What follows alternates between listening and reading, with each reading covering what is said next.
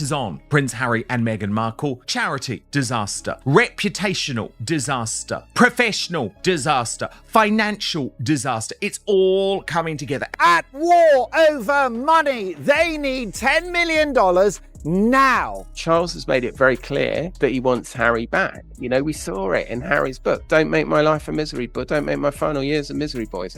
Charles's dearest wish is to be reconciled with it. A severe financial and reputational crisis is mounting for Prince Harry and Meghan Markle, as experts characterize their current situation as a combination of charity, professional, and financial disasters.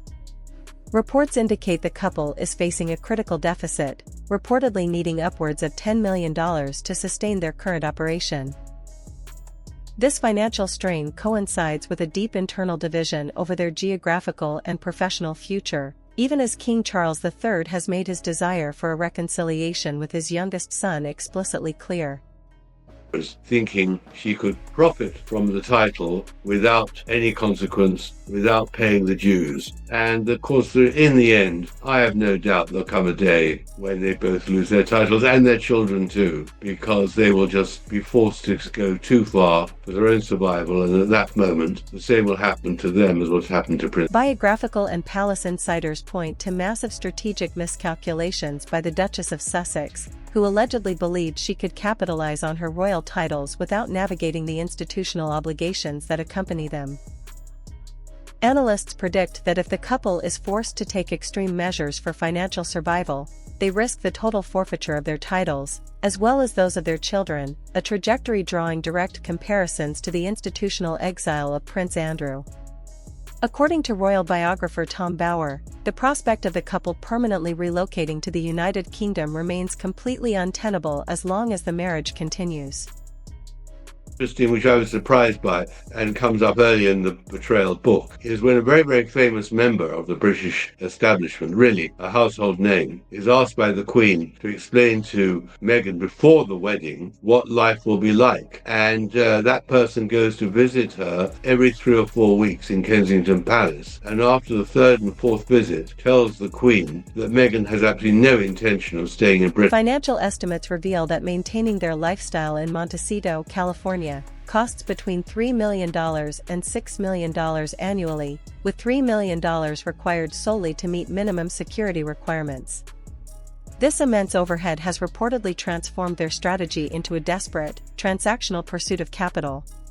In Britain after the wedding, and there's a lot of trouble ahead. Of course, it was too late to do anything, but they saw it long before that glorious day in June, and I'm afraid that that is her problem. She is very calculating and very ruthless and very self-promoting, but she's taken on more in the end than she can chew. The structural tension within the marriage is intensifying. Sources describe Prince Harry as increasingly frustrated by his lack of standing in both the United Kingdom and the United States, driving a distinct desire to return to London. Conversely, Markle remains firmly anchored to California, though insiders note she may be forced to reverse her stance on returning to Britain purely due to mounting financial pressures. A significant historical revelation from Bower's research indicates that this outcome was anticipated by the British establishment long before the 2018 royal wedding. Harry has suddenly woken up and gone, oh, actually, yeah, you've got to have this stuff called money. It's this folded paper that's in your trousers, and that's how you get stuff. And I didn't really know that until I left England and stopped being a member of the royal family. So Meghan's told me I need to get more of this folding paper, which has got Dad's face on it. And we could also get some of the American paper, which is green, and that's got like a big S on it with lines down the middle. Anyhow, Meghan said she wants more of this colourful paper and that we're running out of the colourful folding paper that's in your trousers. Yeah. Documents reveal that a prominent, household name figure within the establishment was tasked by Queen Elizabeth II to brief Markle on the realities of royal life. Following multiple meetings at Kensington Palace, that individual reportedly informed the sovereign that Markle had absolutely no intention of remaining in Britain long-term, warning of severe institutional disruption ahead. As the financial safety nets of the royal family remain out of reach, insiders note that Prince Harry is fully confronting the realities of commercial survival outside the institution, leaving the couple trapped between escalating operational costs and a deeply fractured public profile. Escalating financial pressures have emerged as the primary driver behind the deepening operational and marital strains for Prince Harry and Meghan Markle. Hasn't got a clue. It's a catastrophe. They need $10 million now. Because you know as well as I do, folks, that you've got to have a buffer. You cannot be down to your last dollar. And yes, there are some savings. There's a little bit of money from the book spare. He got 20 million for that. There is the inheritance from Diana and from the Queen Mother, who is the mother of the late Queen Elizabeth. He got millions when he turned 30. While the Duke of Sussex possesses substantial personal wealth on paper, having inherited an estimated £10 million from Princess Diana's estate at age 30 in 2014, and an additional £8 million from the Queen Mother's trust upon turning 40 in September 2024, palace analysts emphasize that lump sum inheritances function as a finite reservoir against an unyielding cash burn. Despite substantial initial payouts, including a reported $20 million advance for his memoir, the couple's overhead in Montecito, California, remains exceptionally high. Experts outline mandatory annual. Harry keeps arguing that they need taxpayer-funded security, and you're sitting back looking at Meghan dripping in gold, posting pictures of her closet, posting pictures of her children, saying, are you not increasing the odds of somebody targeting you by putting your wealth and your children and your home on full display? Furthermore, high-stakes litigation has severely depleted their capital.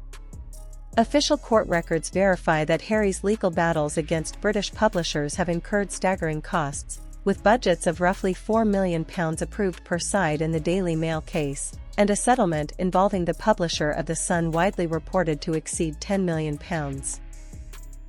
With escalating interest rates threatening future mortgage renegotiations, the couple's financial model remains highly volatile, relying on sporadic, massive commercial deals rather than steady revenue.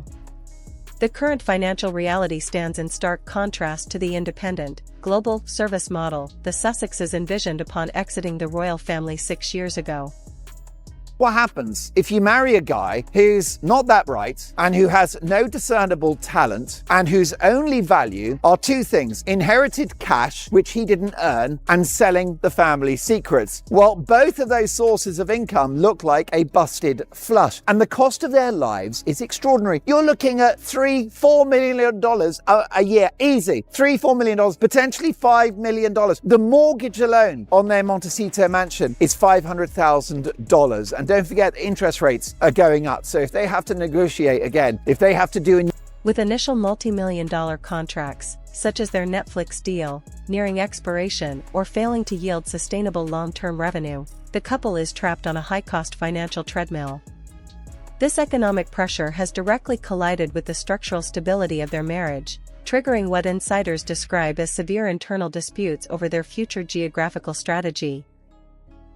Reports indicate a significant confrontation occurred regarding plans for the summer, centered on Harry's demands for a return to the United Kingdom, the one location where the cheapest version of their future exists, but where Markle's commercial earning power is virtually non-existent. Biographers characterize the marriage as having reached a critical crossroads. As fifth in line to the throne, Prince Harry's intrinsic ambition has historically been tied to institutional standing rather than commercial profit, creating an ideological and financial stalemate with the Duchess, who remains tethered to the high-stakes American commercial market. When they left the United Kingdom 6 years ago, this was the plan, a sort of failed deal with Netflix, everybody hating you and being a kind of laughingstock and being a social media influencer, basically. Like that, as I recall, was not the plan, right? Yeah. The plan was this whole new model of service. They were going to show the Queen didn't have any idea about service. They were going to show Deepening ideological divisions within the marriage of Prince Harry and Meghan Markle are fueling reports of an escalating domestic stalemate, with biographers declaring that the couple is no longer aligned in purpose. Raised within an institution prioritizing service and hereditary status over commercial income, Prince Harry is increasingly characterized by royal experts as a figure experiencing profound regret, facing diminished standing in both the United Kingdom and the United States, and pulling toward a return to London. Conversely, the Duchess of Sussex, whose ambition is defined by biographers as fundamentally material, professional, and commercial, remains anchored to California. say that the couple are so unhappy that it resulted in a massive bust-up over their plans this summer. I was the first reporter to reveal the strains in the marriage in Montecito. The mainstream media has been very slow to catch up, but Heat magazine has gone there this week with a front-page cover story revealing the specific argument was about Harry's demands for Meghan to return to the United Kingdom. Analysts argue that Markle is facing the reality that she cannot easily monetize her royal status in the American market in the manner she originally projected. While initial multi-million-dollar contracts provided temporary financial alignment and masked underlying friction, the exhaustion of that capital has exposed contrasting motivations. Harry seeks the institutional standing that only Britain can provide, while Markle pursues the commercial control offered by the American media landscape. This strategic divergence reportedly triggered a major showdown following Markle's return from Geneva. Palace observers characterized the subsequent public promotion of the couple's 8th wedding anniversary, which included the release of previously unseen wedding photographs, as a highly calculated flood-the-zone strategy designed to project unity and counter reports of severe marital strain and low public approval. The assessment of a fractured partnership is supported by multiple prominent royal biographers moving toward identical conclusions from different angles.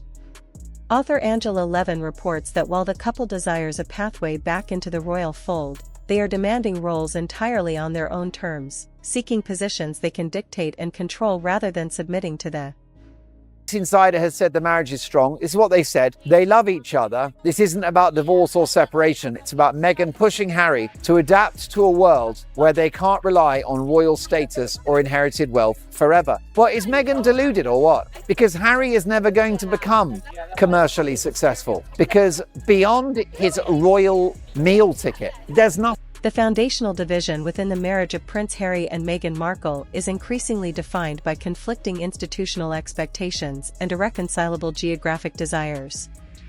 Financial and palace analysts emphasize that Prince Harry remains determined to alter public perception of his wife, a strategy deemed fundamentally flawed by institutional insiders. The British monarchy operates on a rigid model of mandatory duty and submission to hierarchy. The exact antithesis of the autonomous, controlled roles the Sussexes reportedly demand. Compounding this ideological split is a profound divergence in how each partner views the United Kingdom. While Harry views Britain as the environment capable of restoring his diminished status, Markle reportedly associates the country with the most distressing chapter of her adult life.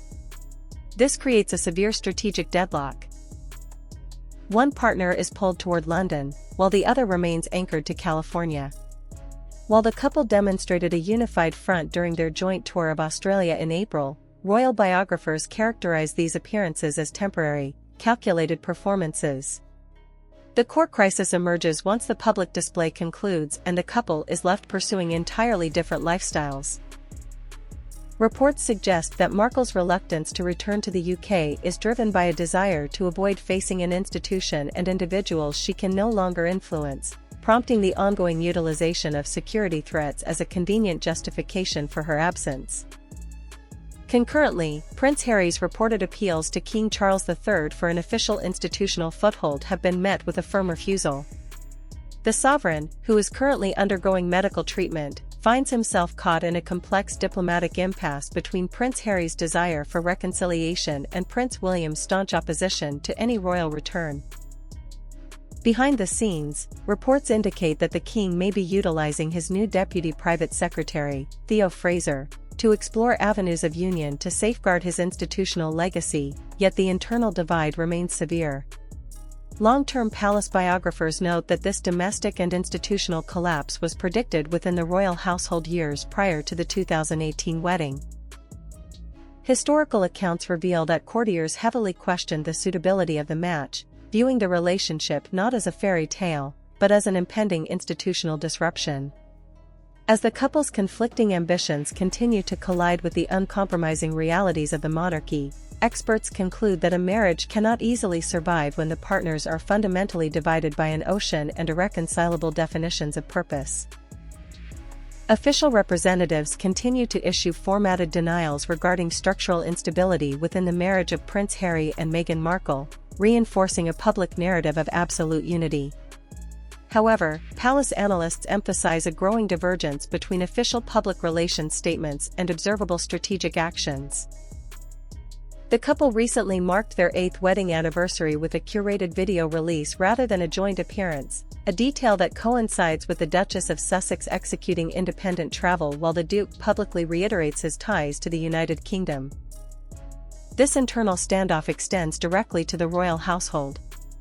Sources confirm that potential opportunities for King Charles III to meet with Prince Harry during recent international travel did not materialize, driven largely by pervasive concerns within the palace regarding the security of confidential conversations and the risk of unauthorized media disclosures. This ongoing friction continues to draw intense media scrutiny, frequently overshadowing the broader institutional and charitable initiatives of the monarchy. The definitive test of this geographic and strategic division is scheduled for July, when Prince Harry is confirmed to return to British soil for an explicit Invictus Games event in Birmingham, marking the one-year countdown to the 2027 competitions. While Harry's attendance is certain, intense institutional focus centers on whether the Duchess will accompany him. Royal biographers reject the probability of a part-time, hybrid royal arrangement, drawing historical parallels to the Duke of Windsor, whose subsequent visits to the UK were conducted entirely independent of his spouse. Reports from internal sources indicate a severe dispute has occurred regarding these summer arrangements.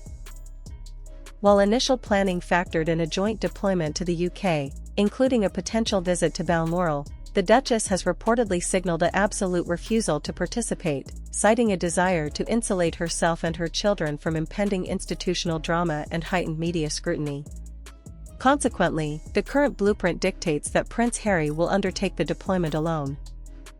This impending event has also triggered significant friction within the Invictus Games organization itself. Reports indicate growing dissatisfaction among injured military veterans, who express concern that the core achievements of the competitors are being systematically overshadowed by the continuous media focus on the Sussexes' personal narratives. With official palace announcements regarding travel logistics expected to be withheld until the final moments to limit administrative maneuvering, the presence or absence of an empty chair at the Birmingham grandstand is being characterized by analysts as the definitive, uncurable indicator of the true state of the marriage and its standing within the United Kingdom. Palace analysts emphasize that the geographical and financial deadlock currently facing Prince Harry and Meghan Markle is inflicting a profound personal toll on the Duke of Sussex. Reports indicate that Harry is increasingly confronting the reality that his children, Prince Archie and Princess Lilibet, are being raised entirely within the United States, completely detached from the British heritage, traditions, and institutional environments that defined his own upbringing. Biographers suggest that this realization has fueled deep undercurrents of regret, with the Duke increasingly viewing his life as isolated and heavily managed, despite his personal desires to re-establish roots in his homeland. However, royal experts clarify that the assessment of the relationship as untenable does not automatically signal an impending divorce or separation. Official representatives continue to issue strict denials regarding domestic instability, and the Duchess of Sussex remains publicly committed to the long-term future of the partnership. The core crisis, stripped of tabloid speculation, rests on a documented and structural reality verified by 3 independent leading biographers. Tom Bower, Angela Levin, and Andrew Loney have reached a striking consensus from separate analytical viewpoints, identifying the intersection of escalating operational costs and rigid geography as the defining structural flaw of the marriage. The Sussexes maintain a lifestyle that demands millions of dollars annually to sustain, yet the primary market capable of generating that level of capital under royal branding sits in direct opposition to the country where Prince Harry seeks institutional rehabilitation. The impending Invictus Games event in July represents the definitive, uncurable test of this dynamic. While the Duke will return to the United Kingdom to lead his signature project, the presence or absence of the Duchess beside him in the grandstand will move these biographical assessments from the realm of theory into observable fact. Analysts conclude that the standoff does not require a dramatic collapse to achieve a tragic outcome. It merely requires 2 individuals who refuse to compromise on their definition of home, separated by an ocean that will not move.